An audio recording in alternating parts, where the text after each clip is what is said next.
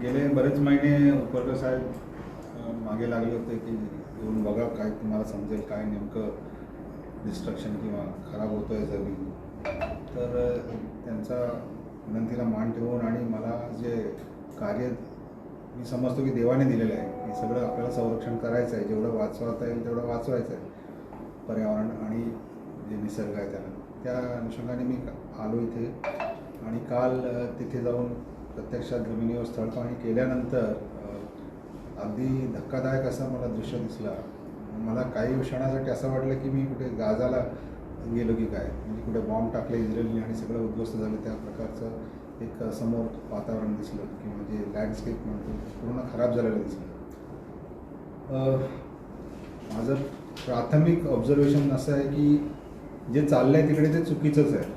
म्हणजे कायद्याला मान न देता किंवा कायद्याकडे लक्ष न देता दुर्लक्ष करून बेकायदेशीर रीतीने कामं चाललेलं आहे. तिथे पूर्ण परिसर जो आहे तो नुसतं सिलिका डस्ट त्याच्यामुळे प्रदूषण खूप जास्त आहे त्यात तिथे.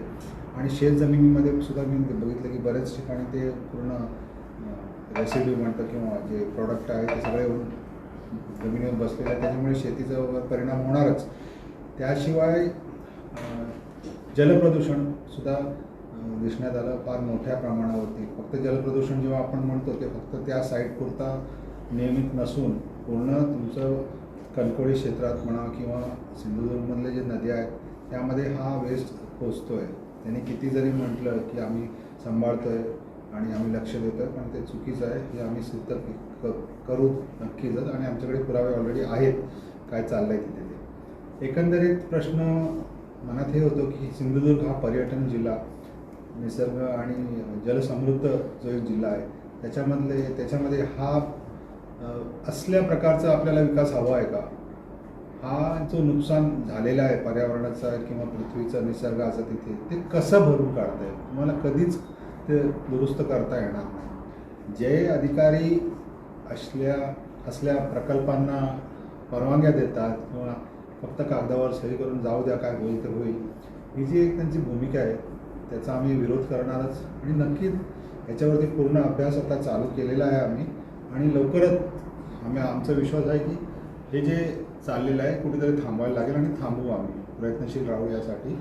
आणि थांबू म्हणजे असं नाही की कोणाचं नुकसान करणं किंवा कारण जो खराब होतो आहे तो माझा किंवा तुमचं सर्वांचं आहे, पुढच्या पिढीचं पण ती जागा आहे. ते एकदा आपण दूषित करून तिथे सगळं खराब करून निघून जाणे हे ॲक्सेप्टेबल नाही आपल्याला. तर नक्कीच याच्यावरती काम केलं पाहिजे आणि लोकांनी पण आवाज उठवला पाहिजे. बघा काही स्थानिक लोकांना काही पैसा मिळत असेल पण येणाऱ्या पिढ्यांचा जो स्वास्थ्य म्हणा किंवा जे निसर्गाचं जे काय कनेक्शन असेल ते तोडणं बरोबर नाही. आणि विकास लोकांनी मागितलं पाहिजे, ते हरित उद्योगाने विकास म्हणून समजून ते मागितलं पाहिजे आणि ते चालूही केलं पाहिजे. पण इथे जिथे बघतो आपण तर सगळेच मायनिंग हा एक विकासचा एक मॉडेल आहे हे समजणे चुकीचं आहे. आणि सिंधुदुर्ग मायनिंग मुक्त झाला पाहिजे हे माझं आणि आमच्या संस्थेचं ठाम विश्वास आहे आणि या दिशेने आम्ही काम करत राहू. थँक्यू.